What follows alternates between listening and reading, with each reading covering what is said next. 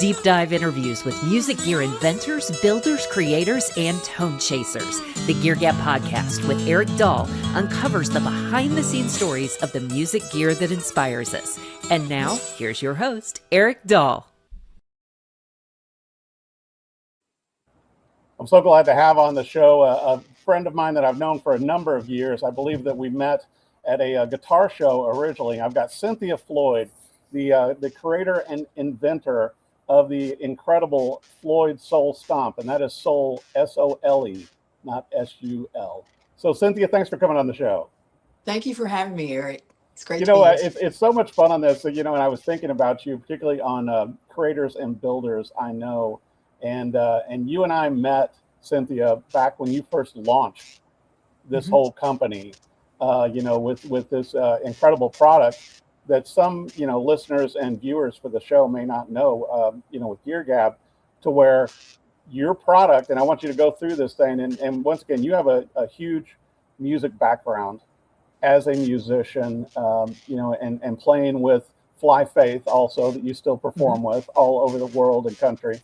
But it's interesting to me, Cynthia, how you came up with this product. And when I first saw it, you were there at the booth and were standing there, and you had an artist that was standing on it and playing, and you had another artist, I believe, sitting and stomping on it, to essentially, with the Floyd Soul Stomp, giving artists the opportunity to have a drum sound just by using their feet. Right. So how did this, first of all, because you were in the corporate world like me, and you left that, and you're like going, here's what I'm coming up with. This is my product. Well, it wasn't a design, that's for sure. And it was not an aspiration that I ever had. But I was a little bit exhausted by the corporate world. I was ready to do something else. And so I began looking and found out I could take early retirement. And during that period of time, I'm still playing with my band, still doing all the things that I've done for years. And just kind of rolling back about a year before that time, we were playing a lot of gigs all over the place then. And our rhythm guitar player had been to a show for, I don't even know which artist it was. And she had seen that two of the guitar players walk up to this little piece of wood or a platform or something on the stage during one of the songs, and they tap their feet on it. Each of them put a foot up there and they were tapping the rhythm. And it sparked an idea in her that, oh, that would be really cool if we had something like that I could use when we play together, because we don't generally have a drummer with us unless we're playing a large venue event. And so just, we're more of an acoustic sound, but right. She thought it'd be great to have the kick drum sound. And so, okay, so that was cool. So we got online and started looking and seeing what we could find. And we found a few things and ordered them, tried them out. She tried to use them and tried to like them, but it just wouldn't work. Wasn't the sound she was looking for. It was a very thin sound. It was, and it was uncomfortable. Most of them were wedges, and you really can't play a whole set with that. Right. And it just wears out your leg. It's just not a comfortable thing. Perhaps if you were seated and playing, it might be a little easier. But so she really pretty much abandoned it. But the time that we used it, it sounded so good. The idea, it never sounded like a kick drum, but it did have potential. And so I decided that, being the Renaissance woman that I am, that I would just see if I could build something that we could use for that particular summer. We had a lot going on. We were doing some kids camps, and I thought it could be a great idea to do that. And, it'd be fun for them and just add a different element, a different level of sound to our sound. And so got in my dad's garage and went through some, found some materials and did some research online and see what people were using and if there were anything's out there. And so I ended up building this little, I think it was probably about 16 and a half by 16 and a half inch square, using using a 3/4 inch cabinet door, Wow. material from an old cabinet door that had come out of some old house, probably that somebody had, got rid of all their old cabinets to put new ones in. I don't know. It was just, 2x4s and cabinet door stuff. Yeah. So I made this little thing, and we used it. I kind of did it as a birthday gift. Her birthday was right before the summer, and so I thought it was kind of cool. And she loved it. It was small, but she's not a very big person. You've met Liza. Yeah, She's definitely. a small person. Um, and it was great, and it sounded really good. And so we took it to our shows that summer, and it was a hit. The kids loved it at camp, and so that was cool. No big deal. Yeah. So this is the summer that I applied or submitted my application for early retirement. And so I'm being a woman of faith, there was a lot of prayer that went into that. And Definitely. so diligently praying, Lord, what do I need to do in this next stage of my life? Right. And our drummer for our worship band came up to me one Sunday after church. And we were just talking. I didn't know him real well. He wasn't like a close friend. He was an acquaintance that I knew on the worship team. And I was on a rotation, so I played occasionally, not every week. And so we were just talking, and he was asking me about when I was going to be playing again, just small talk kind of thing. Right. And then he stopped, and he pointed his finger, like put his finger right in my face, and said, "You need to pray about something." And it took me back a little bit, because Wow. it was like, okay, first of all, I don't know you that well. And I can't imagine anything that you would be telling me that I need to pray about, because you don't really know me. Mm-hmm. Well, he said, I was like, oh, okay. He said, "You need to pray about building your box." Wow. And I was, how do you even know about the box? It was not anything that I would have even told anyone. But in the course of conversation, Liza also played on that worship team, and she had mentioned it, had talked about it. And so this guy had heard her talking about it. And I said, if, I built mine, anybody can build them. And he said, no, they can't, and they won't. People, not everybody knows how to do that. Exactly. So I thought about it. But in that moment, honestly, I knew that was what I needed to do. It was crazy. You were being moved that way. It was crazy how in that moment I knew that was the answer. My prayer had been, I do a lot of things. I love doing all kinds of things that make a difference. Right. One summer I did hydroponic gardening. I mean, I'd done all kinds of things. Well, and you were a ski bum at one point also. I got to bring yes, I mean, I do everything. So and you do everything very well and meticulously, just like kind. you have with the Floyd Soul Stomp. To where when you decided to do it, yeah. Right.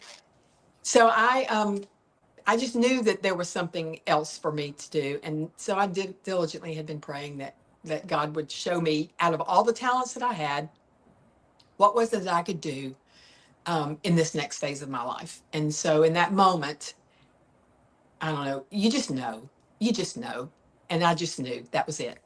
Wow. Well, I had made this little box, and it was just a little, and I knew based on the craftsmanship, based on everything about it, people were not going to buy that. Well, I still you have made it that also, original one, but people made it weren't, functional. that's not something I could market. Right. So I got busy in research and development and figuring it all out. And sure enough, there was nothing on the market like that, even close to that. And so I just started working on it. And I honestly have to say that I still to this day cannot understand how all the ideas, how all the development of it came to be. It was literally divine um, intervention or something, because Right. there was no way. And when I'd get to a challenge, someone would come across my path that would have just the nugget of information that I needed. Um, and it was just, it was, I don't know, it's crazy, but Well, I it's been remember a when you told me beautiful the thing. story when you were working on the electronics part, and you had reached out to a friend who actually became very helpful to you as you were trying to bring more of the drum sound out, Cynthia, Hmm. and he helped you with that development. That was when I knew I had something special. You work on something and you pray that you're not walking down the wrong path, or that you're not spending all this time and energy doing something that really is not going to be what you need to do. Right. Um, and so that was where I was. I built this box, which I didn't even know how to build a box when I started the process. I had to have a friend help me build this little miter corner box that was pretty raggedy, actually, but it was the first prototype. And so I'm talking to all kinds of engineering people, sound engineers, musicians, all sorts of people all over Nashville, any connection that I had, to get some ideas on how I could make this sound come out of this box, because it just sounded like tapping on wood. And I knew there was more to it. There had to be more to it. And so at a rehearsal, worship band rehearsal one Thursday night, talking to the drummer friend that had told me I needed to build the box. And we were just having a conversation. New guy on the worship team comes over, hears our conversation, says, "You need to meet my father-in-law."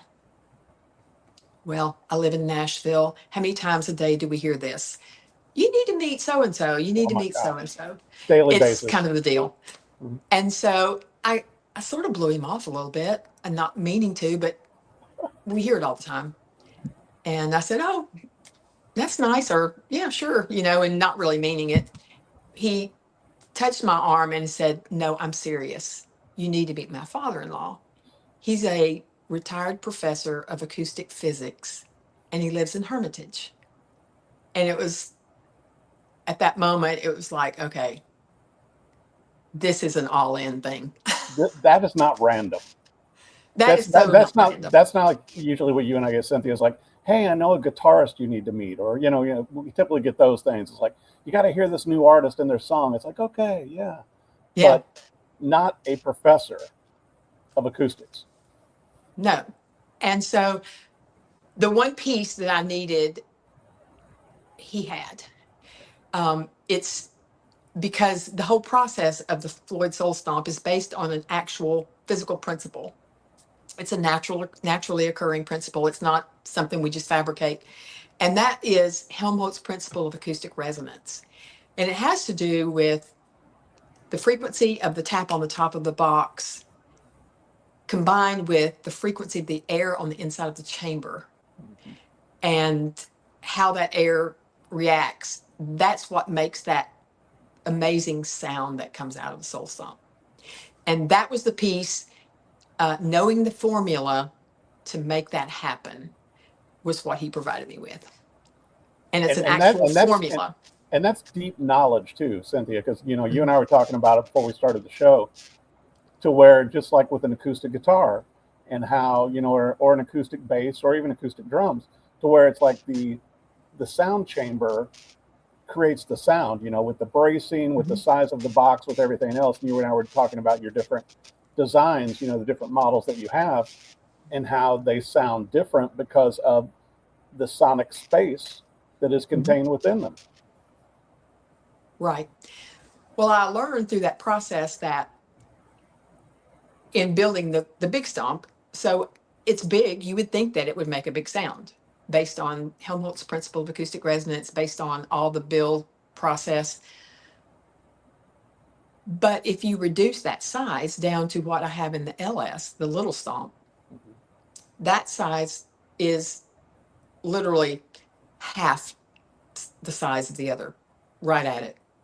It's 12 by 14. The big Stomp is 23 by 23.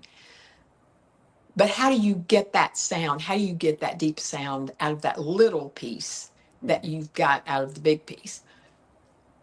And it's all based on the formulas. So I went back to my friend and said, hey, I want to be able to make these in other sizes. And so he said, well, I'll work on a spreadsheet for you and I'll get back to you.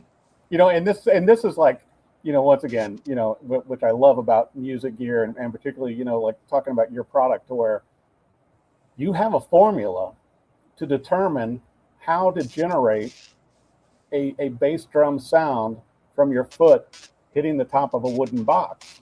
And then also, Cynthia, which we haven't brought up earlier in this conversation, to where then you have an output so that you can run that to a PA system or a guitar amp to then amplify that sound in general from what's created inside the box. Right. It's a cool thing. It's science. Sam came back to me a couple of weeks later. He sends me this spreadsheet in an email, but it's actually a number of things. I mean, I can enter, if I want to change the size, then I can enter all this data, my size, whatever, the frequency, whatever it is I want, into these spreadsheets and pivot tables that will calculate whichever portion of that equation I want to adjust. So if I want to adjust the frequency, then I enter a certain thing. If I want to adjust the size of the box, then there, enter those numbers. And so I'm able to calculate what frequency I want and what size I would need, and the size of the central aperture, which is one of the key points in the whole process, because that's where the air comes in and out. It's, I guess, similar to what you would have a conversation with someone that builds speaker cabinets. Right. Where it's like it's ported. And the other thing too, that, the first time that you and I met, and I saw, your booth in the demonstration with the Floyd Soul Stomp, to where seeing people standing on your device and dancing and doing all these things, and it's like going, you have to build a structure, Cynthia, that is strong enough to handle the weight of a person. And that's, once again, structurally, you're building something that, there's a lot of furniture you can't stand on. But your Floyd Soul Stomp, you can stand on, and that's how you built it so sturdy, right? Right. The frame is made from hardwood, which is actually poplar. And the top of the big Stomp is made from 1/2-inch Baltic birch cabinet grade plywood. Gotcha. The little Stomp is non-weight bearing, and it's made from the same poplar, but it's a 1/4-inch Baltic birch plywood on the top. Mm-hmm. So, yeah. And the crazy thing about it is I didn't even know about woods when I began the process. The reason I chose poplar was because it was a hardwood, but it was the least expensive hardwood. I mean, poor musicians, you know how it is. Oh, totally. I mean, and I wanted also, my product to be attainable for someone that would actually use it in their performance, like just independent musicians and artists, Well, and I know that over the years too, you've had a number. I was going to bring up Kapali Long, and you and I were talking about Hillary Klug earlier, that I've seen her perform, and she's done videos for you. But you have a number of bands and artists all over the country and all over the world that use the Floyd Soul Stomp now. I do, and it's interesting how some of them even find me. One of my biggest supporters, and I have to say he's one of the most gracious just an awesome guy, and that is Gordon Kennedy. Gordon has a little stomp, and he uses it on all of his gigs that he's doing, singer-songwriter gigs. And he's been so gracious to promote that. And people come up to him and ask him about it, and then they'll contact me and buy a product, So Gordon is awesome. Well, and let me give a little background on Gordon Kennedy for listeners to the podcast and viewers that don't know, to where Gordon is a very well-known musician, in Nashville. He tours with Garth Brooks as a guitarist. He's also produced Ricky Skaggs and a number of other musicians, and he was involved in Garth's Chris Gaines album. Yes. In that project, and just an amazing artist. And his father, who unfortunately recently passed away, Right. Was also a session musician and played on such songs as Pretty Woman. Mm-hmm. So so when you've got a artist to the caliber of Gordon Kennedy that is using the Floyd Soul Stomp, that's a great testament. Because Gordon's got his own studio. He's got his guitar deals, everything else. Gordon can play and use whatever he wants. Right. Well, he told me that he had used another brand of stomp box for years, but he went through 3 or 4 of them over the years because they worked great for a little while, but then when they quit, they just quit. There was nothing you could do to repair them. And that's one of the things about my product is I've tried to build it as a durable, product that, unless you just destroy it intentionally, I don't know that I'm sure you could break it if you tried, but it's gonna hold up for you for a long time. And so that's one of the things he's really liked about it. He's talked about it. Looking forward to, in just a few weeks, we're going to do a video interview that I'll be sharing on my socials and on my website of him. So I'm excited about that.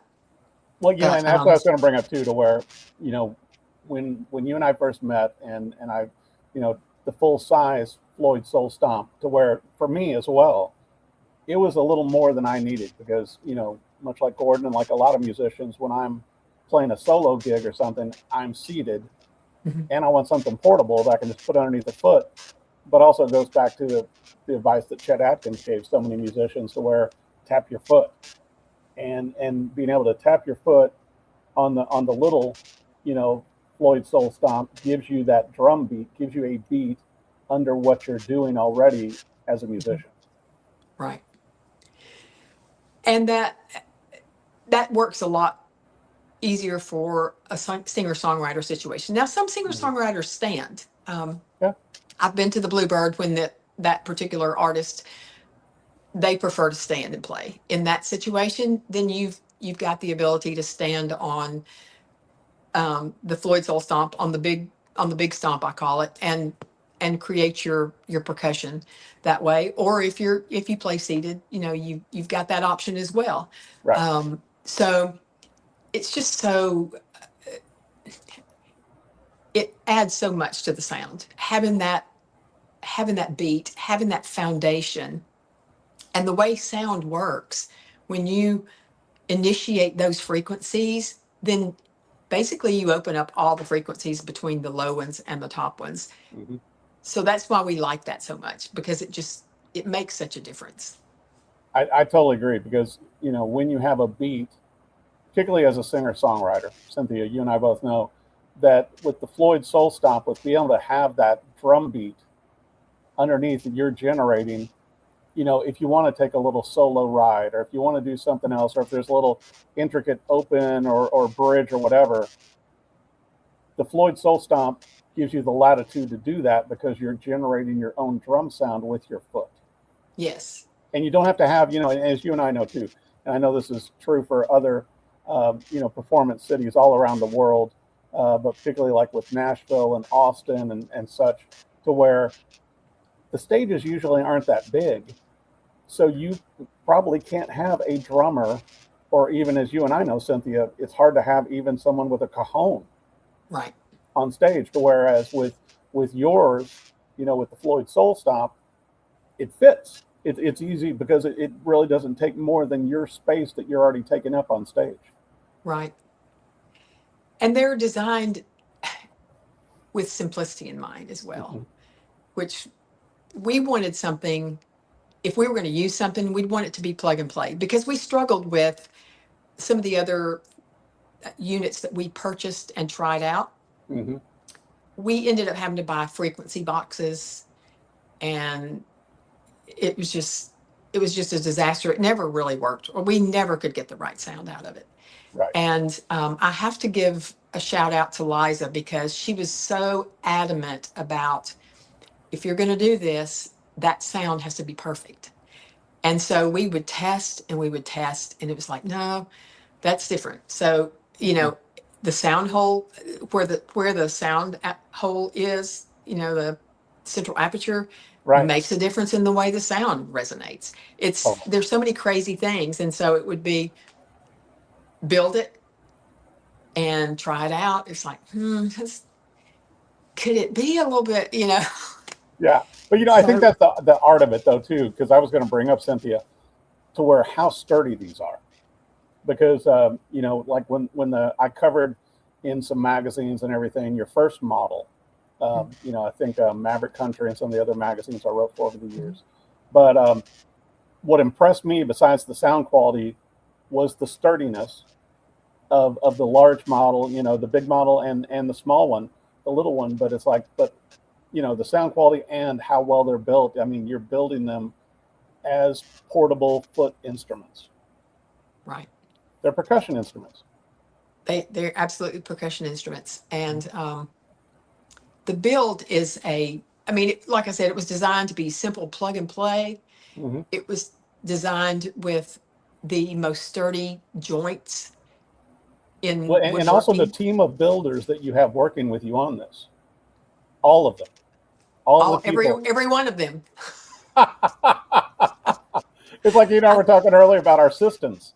Oh wait, we are our assistants. It's just like right. with your team of builders, you just go and Yes. look in the mirror and go, Cynthia, here's what you need to do today. Right. Build it. It's been, now, the first show where I met you, Mm-hmm. Eric, was the Amigo Guitar Show in Franklin Yeah. in 2019. I had just launched in January. That show was I believe it was in April that year, actually, like the first week of April or Right. something. So I was so wet behind the ears with this product.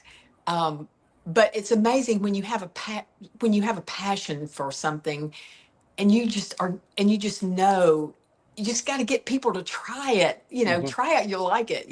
Like little Mikey or something. But yeah, it was my builds back then were not as artistically beautiful as they are now. Well, and I think and you and I had talked about it too, Cynthia, and what and once again, seeing it and hearing it is what brought me to your booth when I was walking around the show, and then you and I became friends, and I was able to cover your products in a number of outlets, but how you continued to refine that, and even with your logo on the Stomp box and things like that, to where and unfortunately it's part of the game, you and I know, with marketing and promotion, and for people to be able to hear and see the Floyd Soul Stomp, that's what it takes. Because I mean, it's like great music, which you're an incredible musician as well. But you can have an awesome song or an awesome album or EP, and if nobody knows, then nobody hears it. Mm-hmm. And it's the same with a musical device, like you did, to where it caught my attention.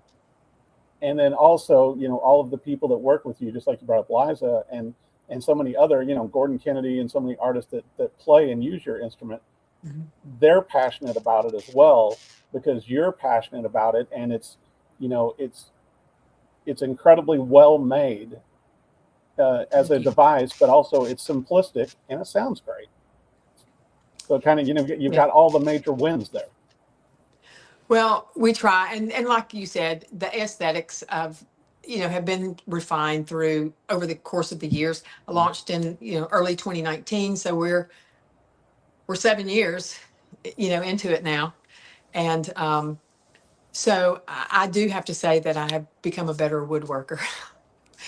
And But the early ones weren't shabby, because I think, no, I mean, they were fine, but they you look had better loaned now. me one of your prototypes, and it's like going, and I was showing it to everybody that came in, to be interviewed for the Rock and Review. I was like, oh, hey, take a look at this.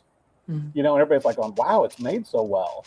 But also, you had to make, I think in the beginning, it was almost like you were overbuilding them, Cynthia, so that they could handle the weight of a person, Mhm. stomping, tapping, dancing on it. Right.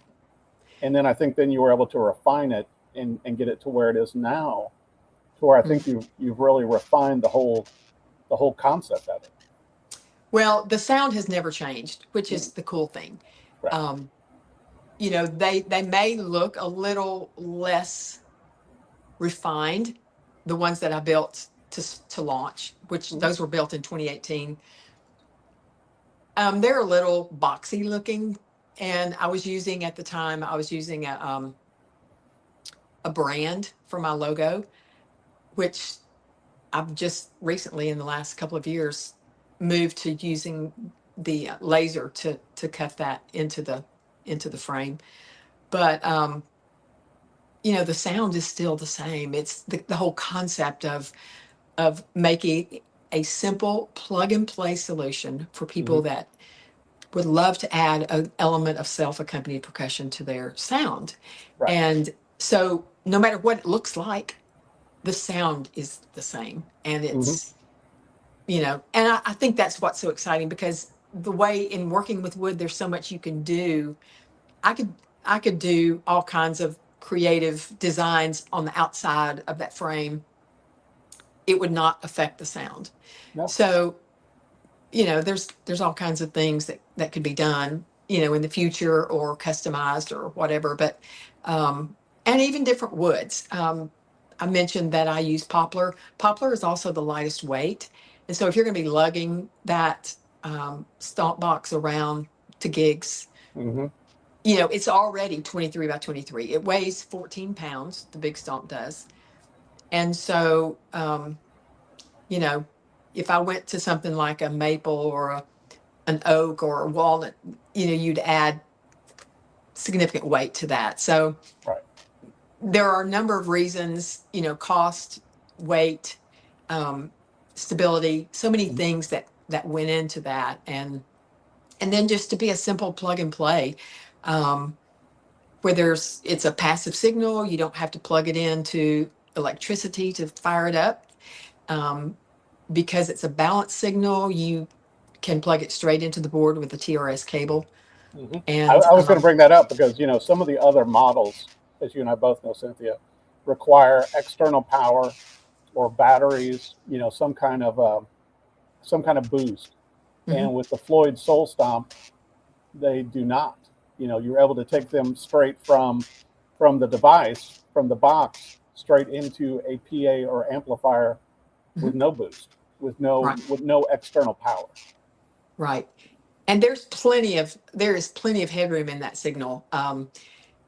In fact, I warn people in the little pamphlet that I put in the materials that I send with them, to be sure and leave your gain down, because if you crank the gain up and you plug it in, it's going to scream at you probably. I found that out the hard way on the first one. Oh, did you? On the big stump. Yeah.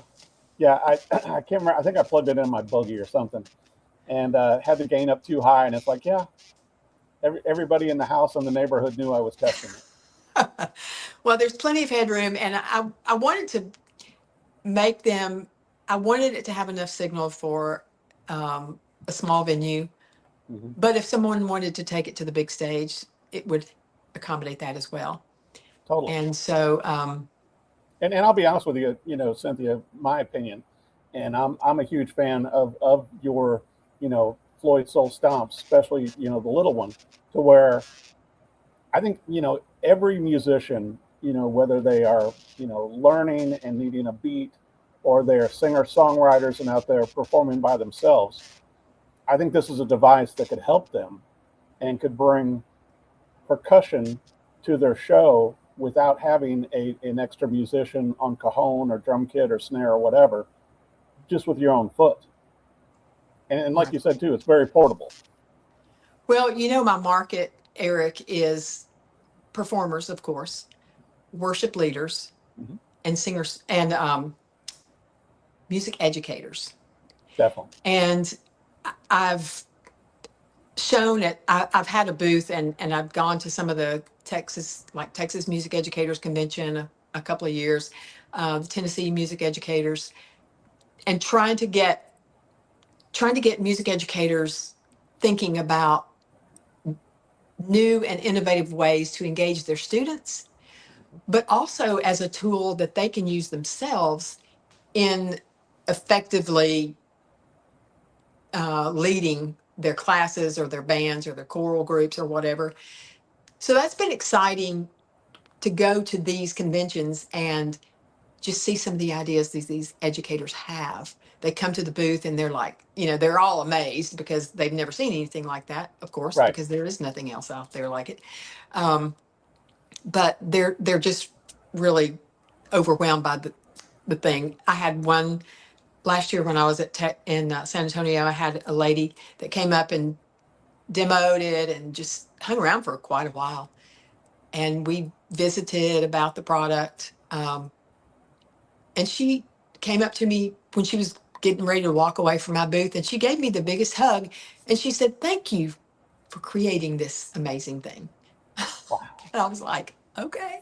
Well, and I forgot really, and I'm glad you brought it up, Cynthia, about the teaching in the school, because I know that a number of like music stores, even, in schools, have used the Floyd Soul Stomp. Because as we all know, I mean, from whatever age we started playing music, you got to have a beat, Right. and to be able to give that, and also that children or adults, because we're all children at heart, can generate a beat with the Floyd Stomp just by stomping on it, just by tapping your foot. Right. Well, the music education side of it, um, from a student perspective, if you can lead a student to learn to internalize rhythms as they are learning their primary instrument, you have meshed together this amazing process in their brains. But there's never been a way to do that before Right. effectively. Mm-hmm. With my product, with the Floyd Soul Stomp, you've got the ability to, right from the start, whether it's a percussion student that you're needing to work with on learning how to just hear the beat and the music, Right.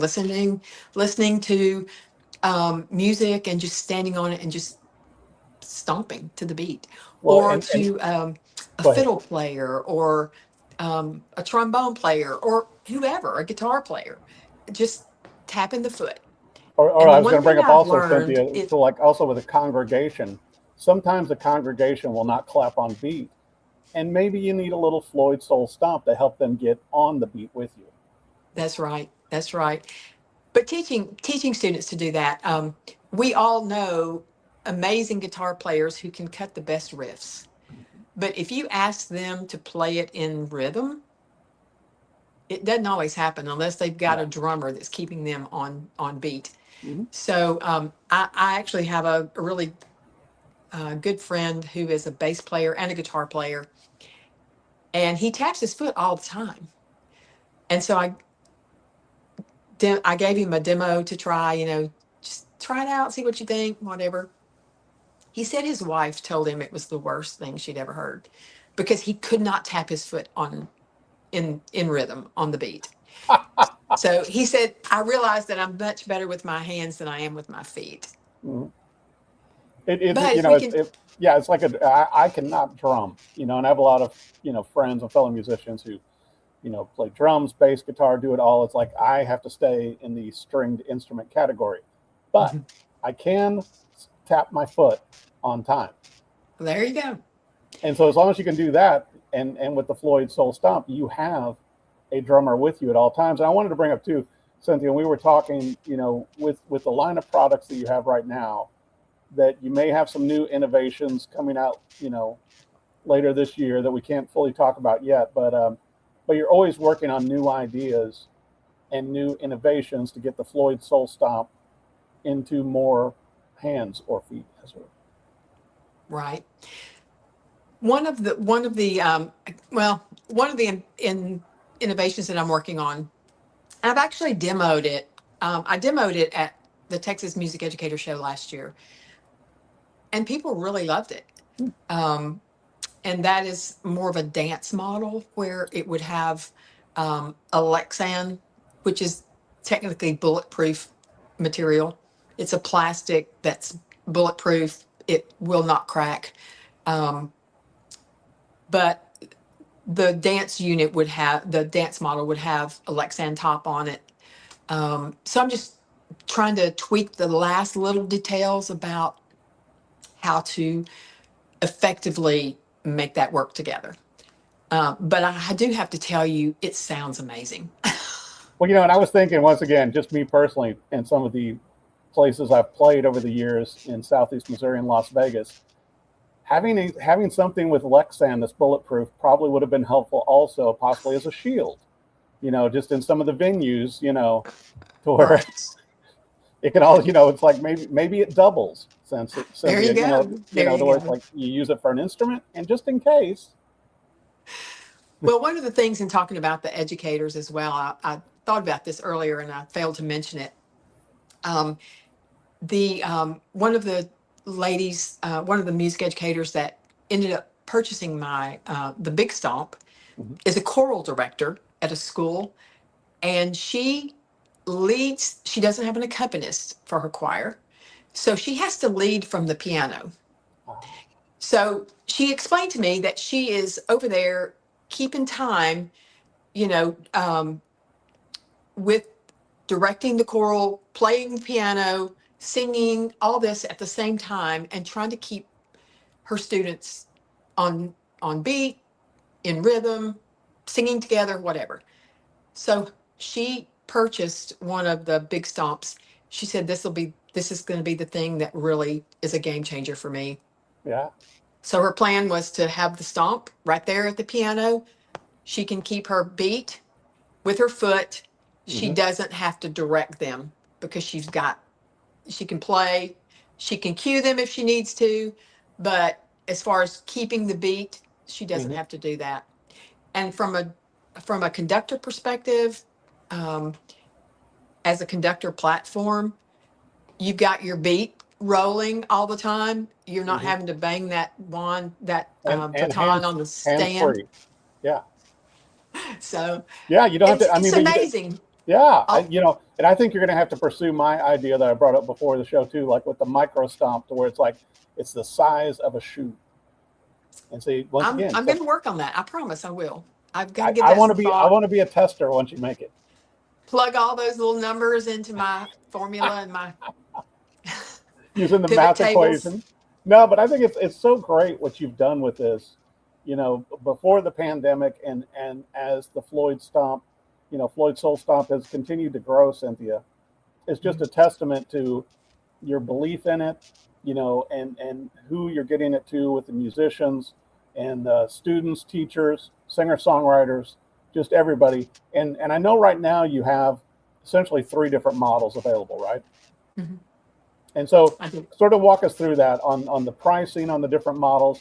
And then also I want you to go over, like, with the website, with the social media, where people, where our listeners for Gear Gab and viewers of the show can visit your website, see the videos, also the upcoming video with Gordon Kennedy, but sort of walk through the different models for us. Well, Eric, I have the 3 models. The first, the original, is a single output. It's basically a 23 by 20. It's I call it the OG 523, and that's original. But the original one, when it was originally built, was built for, my bandmate's birthday present. So her birthday is 523. So that's where that comes from. And it has a single output. It's a 1/4 inch out, but it's a balanced signal. and you can run a TRS straight into the board without a DI box if you want to. That's great.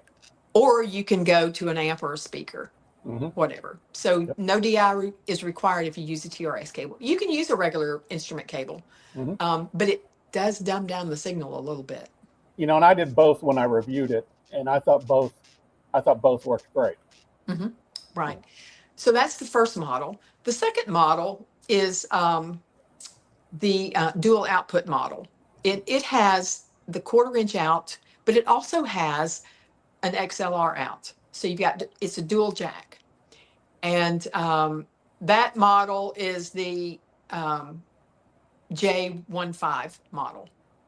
And I developed that model very shortly before that first show when I met you, Eric. Mm-hmm. It was one of those things. I was thinking I need more than one model, right? Yeah. I need another option. People like options, you know, and if you've only got one, they're going to think, So it was one of those things I just really committed to prayer. And so, you know, the scripture tells us in James 1:5 that if we pray for wisdom, God will give it to us. And so that's what came up with it. I need to add another output. I need to add an XLR out. And so I named that model the J15 because it's James 1:5. That's incredible. And also, and once again, Cynthia, that is giving you a balanced signal out and an unbalanced. So with the XLR, you know, once again, you can take that straight into an audio board. Yeah, they're actually both balanced. And you can run them simultaneously. So you can go to a stage monitor and to the board at the same time. You're getting the same signal. They're both balanced.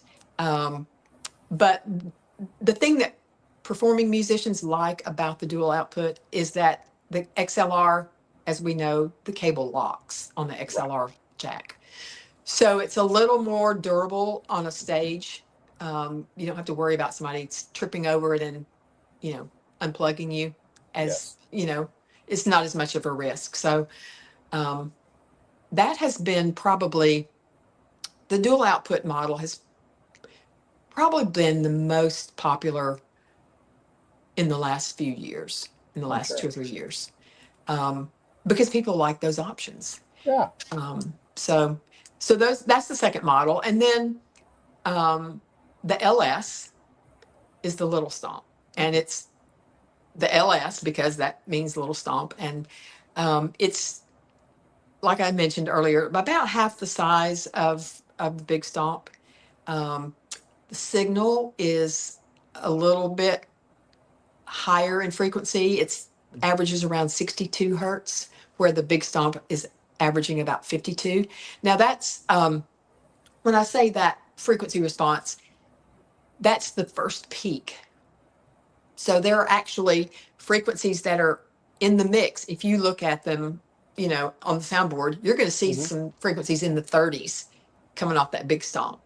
It's awesome. Oh, yeah. So it's kind of cool, but the first peak is at 52 on the big stomp, whereas on the little stomp, the first peak is at 62. Well, I think the little stomp has been so much more popular too, just because of its portability. Yeah, it's portability. The big stomps still have outsold stomps. Of course, they've been released a little bit longer, but they're gaining a little traction. The only place you can have been able to buy them is on my website or at a show where I'm showing them.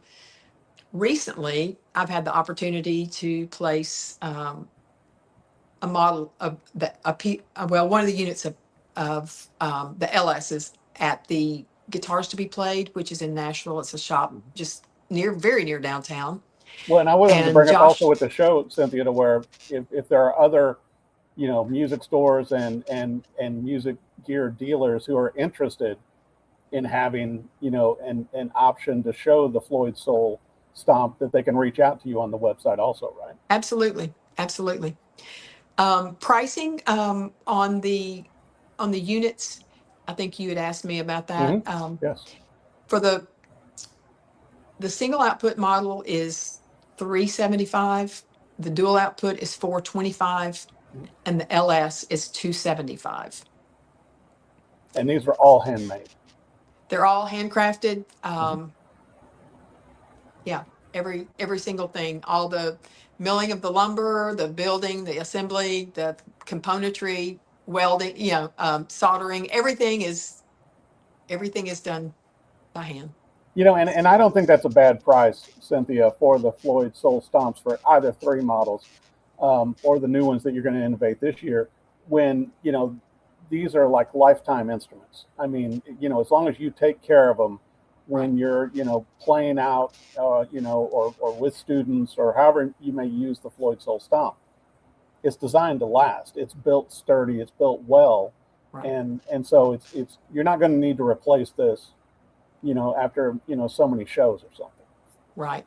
But I want to make sure also for our listeners and viewers for the show, Cynthia, what is the website so that everyone can come and see the video demos and get a better understanding of the Floyd Soul Stomp?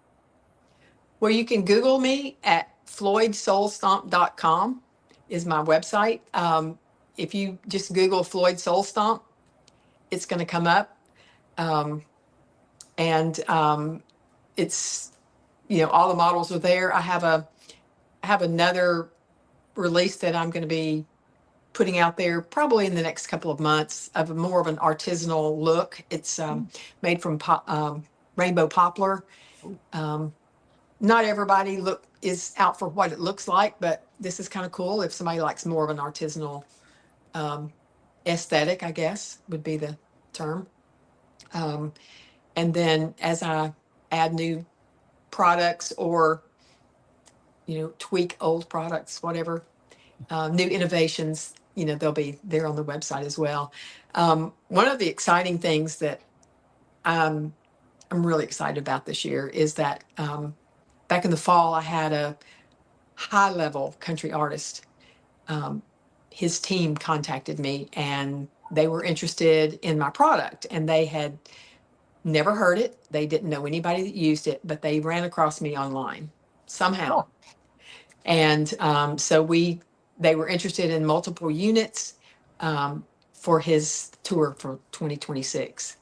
So we made that happen. They've started rehearsals, and I'm not sure how it's going, but I can't say anything about who it is. But as that develops, and once I know they're on stage, I'll definitely be posting that information on my socials and on my website. Well, congratulations, Cynthia. And it's so great having you on Gear Gab.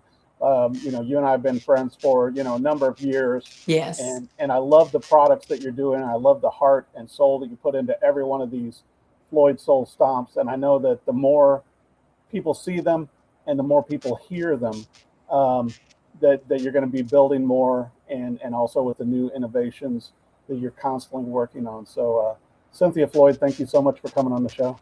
Thank you, Eric. It's been a pleasure. Thanks for joining the Gear Gab podcast with Eric Dahl. Subscribe to our weekly conversations on your favorite platform. And if you like what you hear, don't forget to leave us a review. Follow us on social media at Gear Gab Podcast. You'll never know who our next guest will be.